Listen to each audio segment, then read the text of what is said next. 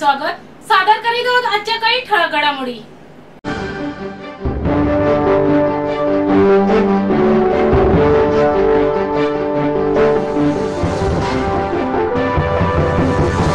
शासकीय कार्यालयांना लागणारे साहित्य व सेवा घेण्यासाठी केंद्र शासनाने शासकीय ई बाजार अर्थात government E market place portal विकसित केले। यामध्ये महाराष्ट्र राज्याच्या उद्योग विभागाचा मोठा सहभाग आहे। या पोर्टलमुळे खरेदी प्रक्रिया गतिमान व पारदर्शक झाली असून शासकीय कार्यालयांना दर्जेदार साहित्य उपलब्ध होत असल्याचे प्रतिपादन उद्योग सहसंचालक विजू शिरसाट यांनी केले। केंद्र शासनाने विकसित केलेल्या गव्हर्नमेंट ई मार्केट प्लेस पोर्टलचा अधिकाधिक वापर करून शासकीय कार्यालयांनी वस्तू व सेवांची खरेदी करण्याच्या उद्देशाने जिल्हा उद्योग केंद्र ठाणे यांच्यातर्फे शासकीय कार्यालयाचे कार्यालय प्रमुख व कर्मचाऱ्यांसाठी जिल्हा नियोजन समिती सभागृहात कार्यशाळेचे आयोजन करण्यात आले होते। त्यावेळी कार्यक्रमाच्या अध्यक्षस्थानावर त्या बोलत होत्या। यावेळी जिल्हा नियोजन अधिकारी वैभव कुलकर्णी, जिल्हा माहिती अधिकारी मनोज शिवाजी सानप, जिल्हा कौशल्य विकास विभागाच्या सहाय्यक संचालक संध्या साळुंके, जिल्हा उद्योग केंद्राचे व्यवस्थापक CSB गायकवाड, श्री डोईफोडे, उद्योग अधिकारी श्रीमती अश्विनी कोकाटे, जिल्हा उद्योग केंद्राच्या महाव्यवस्थापक सोनाली देवरे, सहाय्यक जिल्हा नियोजन अधिकारी भरत साळुंके, GM पोर्टल प्रशिक्षक श्री शैलेश जाधव, मालविका रघुनाथ या मान्यवरांसह शासकीय, निमशासकीय तसेच स्वायत्त संस्थेतील अधिकारी व कर्मचारी उपस्थित होते। बऱ्या झालेल्या मनोरुग्णांना काही वेळा त्यांचे पालक अथवा नातेवाईक घरी नेण्यासाठी टाळाटाळ करतात। त्यामुळे या मनोरुग्णांना कुटुंबाकडे सुपूर्द करण्याचे मोठे आव्हान ठाणे मनोरुग्णालयासमोर असते। अशावेळी रुग्णांची खास एस्कॉर्ट टीमने कृतीबद्ध आराखडा तयार करून मनोरुग्ण यांच्या कुटुंबांच्या घरांचा शोध घेत असून फेब्रुवारी ते जुलै 2024 या 7 महिन्यात 65 मनोरुग्णांना त्यांच्या स्वगृही सोडला आहे। ठाणे मनोरुग्णालयात मेंदूचा ताबा सुटलेल्या अनेक व्यक्तींवर या ठिकाणी उपचार केले जातात। सोबत रुग्णांचे अंतर्गत कौशल्य शोधण्याचा प्रयत्नही केला जातो। त्यामुळे समाजात स्वतःच्या पायावर उभे राहण्यासाठी रुग्णांना बळ मिळते। मात्र बऱ्या झालेल्या रुग्णांच्या काही पालकांना यांचे कोणतेही सोयर सुचत नसते। सुधारलेले अनेक मनोरुग्ण घरी जाण्याची इच्छा व्यक्त करतात, परंतु त्यांच्या काही कुटुंबांचा शोध घेणे रुग्णालयासाठी तारेवरची कसरत असते। ठाणे मनोरुग्णालयाचे अधीक्षक डॉक्टर नेताजी मुळीक यांच्या मार्गदर्शनाखाली रुग्णांना त्यांच्या घरी सुखरूप पोहोचवण्यासाठी एस्कॉर्ट टीम तयार करण्यात आल्याची माहिती रुग्णालयाचे उपअधीक्षका डॉक्टर प्राची चिवटे यांनी दिले। ठाणे परिवहन उपक्रमाच्या ताफ्यात 123 विद्युत वातानुकूलित बसगाड्या दाखल झाल्याने ठाणेकरांचा प्रवास गाडेगार होत असताना त्या पाठोपाठ आता 15व्या वित्त आयोगातून 180 विद्युत वातानुकूलित बसगाड्या परिवहन उपक्रमाला मिळणार आहेत। त्यापैकी 86 बसगाड्यांबरोबरच केंद्र शासनाच्या PME बस सेवा योजनेअंतर्गत 100 अशा एकूण 186 विद्युत वातानुकूलित बसगाड्या वर्षभरात परिवहनच्या ताफ्यात दाखल होणार असल्याची माहिती परिवहन विभागाने दिली। या बसगाड्यामुळे ठाणेकरांचा प्रवास अधिक सुखकर होण्याची चिन्हे आहेत। ठाणे महापालिका परिवहन उपक्रम हा ना नफा ना तोटा या तत्वावर चालवण्यात येतो। या उपक्रमाच्या ताफ्यात एकूण 400 बसगाड्या आहेत। यापैकी 360 बसगाड्या प्रवासी सुविधेसाठी उपलब्ध होत आहेत। ठाणे शहराची लोकसंख्या 25 लाखांच्या घरात गेले। प्रवासी संख्येच्या तुलनेत या बसगाड्यांची संख्या अपुरी पडत आहे।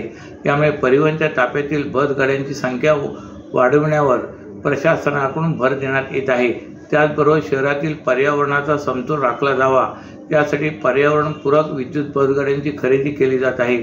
त्याचाच एक भाग म्हणून केंद्राने राज्य शासनाच्या 15व्या वित्त आयोगातून पालिकेला एकूण 303 विद्युत बसगाड्या उपलब्ध होणार असून त्यापैकी 123 बसगाड्या परिवहनच्या ताफ्यात दाखल झालेल्या आहेत।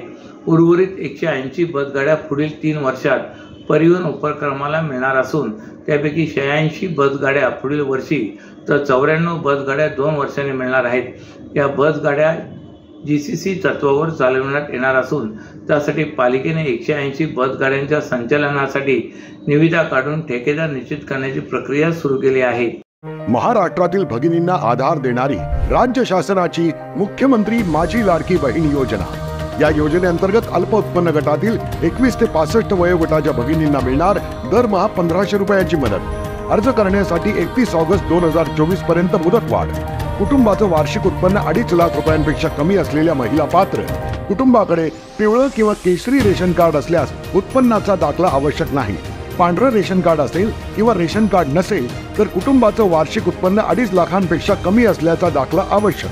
योजनेसाठीचा ऑनलाईन अर्ज नारी शक्ती दूत ॲप वरून किंवा पोर्टलवर भरता येईल. ज्या भगिनींना ऑनलाईन अर्ज भरता येत नसेल त्यांच्यासाठी अंगणवाडी, ग्रामपंचायत, वॉर्ड ऑफिस, सेतू सुविधा केंद्रामध्ये किंवा आशाताई बचत गटाच्या CRP यांची मदत उपलब्ध. आता आपल्याला अभिमानानं म्हणता येईल, सुखी आणि सुरक्षित आहे माझी लाडकी बहीण. रक्षाबंधनाचा सण साजरा करण्यासाठी टपाल विभाग ठाणे विभाग सज्ज झालाय. विभागाने खास डिझाईन केलेले राखी लिफाफे आणले आहेत, जे प्रथम श्रेणीचे मेल म्हणून भारतात आणि परदेशात कुठेही नाममात्र दराने पाठवले जाणार आहेत. हे लिफाफे रक्षाबंधनासाठी खास वॉटरप्रूफ केलेले आहेत. हे लिफाफे सर्व पोस्ट ऑफिसमध्ये उपलब्ध असणार आहेत. या लिफाफ्यांच्या कव्हरवर राखी डिझाईन असतात, ज्यामुळे आम्हाला हे मेल इतरांपासून वेगळे करण्यात मदत होते, असे ठाणे टपाल विभागाने कळवले.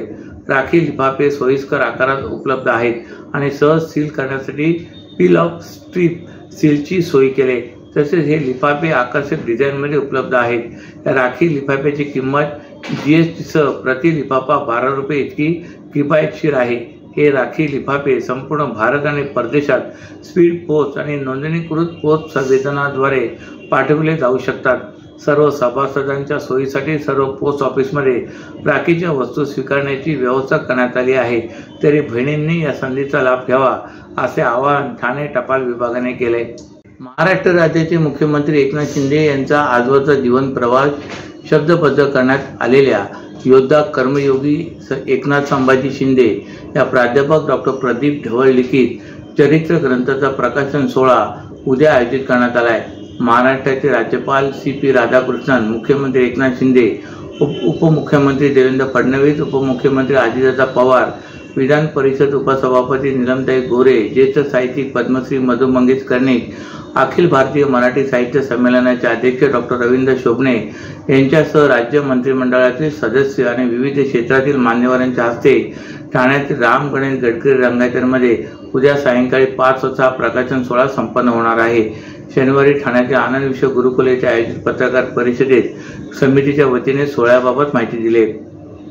या पत्रकार परिषदेत प्रकाशन सोहळ्याचे निमंत्रक खासदार नरेश मस्के, आमदार सरनाईक, आमदार रवींद्र फाटक, ज्येष्ठ संपादक डॉक्टर उदय निरगुडकर, चरित्र ग्रंथाचे लेखक प्राध्यापक डॉक्टर प्रदीप ढवळ, शारदा एज्युकेशन सोसायटीचे अध्यक्ष विलास टुसे, ग्रंथालय प्रकाशनचे सुदेश हिंगालस्पूलकर यांनी संबोधित केले. यावेळी अन्य मान्यवर व आयोजन समितीचे सदस्य उपस्थित होते. योद्धा कर्मयोगी एकनाथ संभाजी शिंदे या चरित्र ग्रंथातून मुख्यमंत्री एकनाथ शिंदे यांच्या जीवनातील अनेक प्रसंग, घटना विस्ताराने मांडण्यात आल्या असून त्यांची कौटुंबिक वाटचाल, त्यांची जडणघडण, संघर्ष, कष्ट, त्यांचे राज्याच्या विकासासाठी योगदान या साऱ्यांचा लेखाजोखा या ग्रंथात मांडलाय. ग्रंथालय प्रकाशनाच्या माध्यमातून हा चरित्र ग्रंथ प्रसिद्ध होत असून शारदा एज्युकेशन सोसायटी, कोकण मराठी साहित्य परिषद यांच्याद्वारे हा ग्रंथ प्रकाशन सोहळा आयोजित करण्यात आला आहे. या चरित्र ग्रंथाचे प्रकाशन महाराष्ट्राचे राज्यपाल CP राधाकृष्णन यांच्या हस्ते आणि राज्याचे उपमुख्यमंत्री देवेंद्र फडणवीस, उपमुख्यमंत्री अजितदादा पवार, विधान परिषद उपसभापती नीलमताई गोरे, ठाण्याचे पालकमंत्री शंभूराज देसाई, सार्वजनिक बांधकाम मंत्री रवींद्र चव्हाण, शालेय शिक्षण मंत्री दीपक केसरकर, खासदार डॉक्टर श्रीकांत शिंदे तसेच ज्येष्ठ साहित्यिक पद्मश्री मधु मंगेश कर्णिक, अखिल भारतीय मराठी साहित्य संमेलनाचे अध्यक्ष डॉक्टर रवींद्र शोभणे यांच्या प्रमुख उपस्थितीत होणार आहे.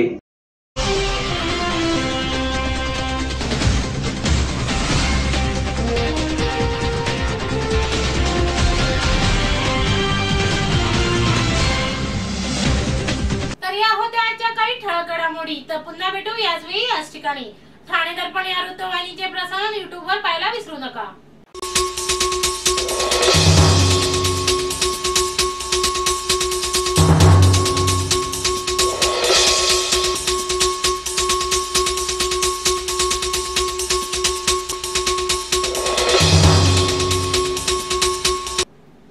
धन्यवाद.